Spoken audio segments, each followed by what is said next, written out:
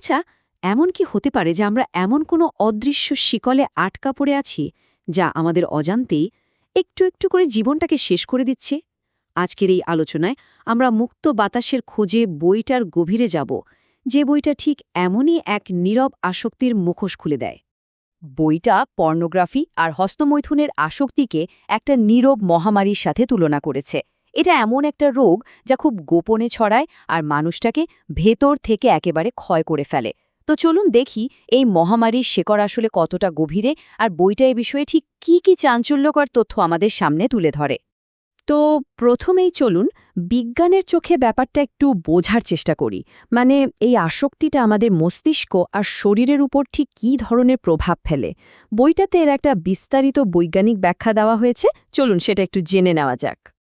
আমাদের মস্তিষ্কের ভেতরে ডোপামিন নামে একটা মজার জিনিস আছে, যা আমাদের কোনো কিছুতে আনন্দ বা পুরস্কার পাওয়ার অনুভূতি দেয়। বইটা বলছে পর্নোগ্রাফি দেখার ফলে এই ডোপামিনের একটা বন্যা বয়ে যায় মস্তিষ্কে, যা কিনা কোকেন বা হেরোইনের মতো মারাত্মক ড্রাগের মতোই কাজ করে। মানে এটা সোজা কথায় মস্তিষ্কের যে স্বাভাবিক আনন্দের সিস্টেমটা আছে সেটাকে হাইজ্যাক করে ফেলে, আর তার ফলেই জন্ম নেয় এক সর্বনাশা আসক্তি। আর এর ফলাফলটা কিন্তু বেশ ভয়ের। বারবার ডোপামিনের এই ঝড়ের কারণে মস্তিষ্ক আস্তে আস্তে এর সাথে মানিয়ে নেয়। এর মানে হল আগের মতো আনন্দ পেতে হলে আরও বেশি, আরও ছ্যাতমক কন্টেন্ট দরকার হয়, ঠিক যেন একজন ড্রাগ অ্যাডিক্টের মতো। ধীরে ধীরে বাস্তব জীবনের স্বাভাবিক সম্পর্কের প্রতি আকর্ষণ কমে যায়, আর মস্তিষ্কের যে অংশটা ঠিক ভুল সিদ্ধান্ত নেয় সেটাও দুর্বল হয়ে পড়ে। এই সংখ্যাটা দেখুন, 1000%। এটা কিন্তু কোনো ছোটখাটো বিষয় না, রীতিমতো চমকে ওঠার মতো একটা তথ্য। বইটা জানাচ্ছে ইদানিংকালে 40 বছরের কম বয়সী পুরুষদের মধ্যে ইরেকটাইল ডিসফাংশনের মতো সমস্যা প্রায় 1000% বেড়ে গেছে। আর এই ভয়াবহ সংকটের পেছনে একটা বড় কারণ হিসেবে বইটা সরাসরি পর্নোগ্রাফির ব্যবহারকেই দায়ী করেছে। আর ক্ষতির তালিকাটা কিন্তু এখানেই শেষ নয়। বইটা বলছে এই আসক্তির সাথে আরও অনেক শারীরিক আর মানসিক সমস্যা জড়িয়ে আছে, যেমন ধরুন অকাল বীর্যপাত, টেস্টোস্টেরনের মতো জরুরি হরমোনের ঘাটতি, এমনকি ডিপ্রেশন, দুশ্চিন্তা আর নিজেকে সমাজ থেকে গুটিয়ে নেয়ার মতো মারাত্মক সমস্যাগুলো এর সাথে সম্পর্কিত। এখন কথা হলো, এই আসক্তি কি শুধু ব্যক্তির নিজের মধ্যেই সীমাবদ্ধ থাকে? না, বইটা বলছে এর প্রভাবটা একটা মাকড়সার জালের মতো।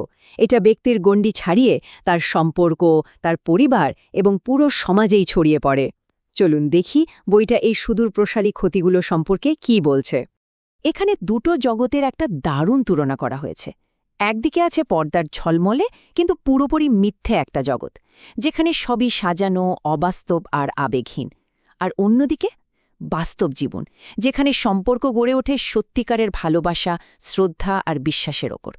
বইটার মূল বক্তব্য হল পর্দার ওই মিথ্যে জগতের প্রতি আসক্তি বাস্তব জীবনের সুন্দর সম্পর্কগুলোকে একটু একটু করে ধ্বংস করে দেয়। এবার একটু আধ্যাত্মিক দৃষ্টিকোণ থেকে বিষয়টা দেখা যাক। বইটিতে কোরআনের এই আয়াতটি উল্লেখ করা হয়েছে।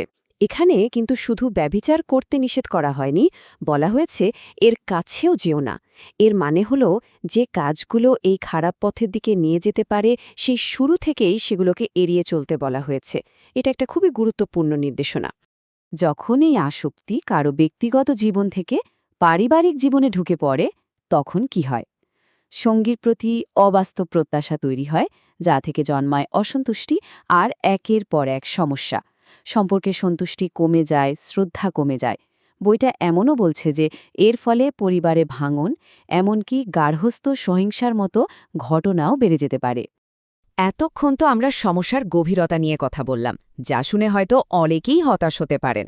কিন্তু সবচেয়ে গুরুত্বপূর্ণ বিষয় হল বইটা কিন্তু শুধু সমস্যা দেখিয়েই থেমে যায়নি, বরং এই অন্ধকার থেকে বেরিয়ে আসার জন্য একটা সুস্পষ্ট মুক্তির পথও দেখিয়েছে। চলুন এখন সেই আশার কথা শোনা যাক।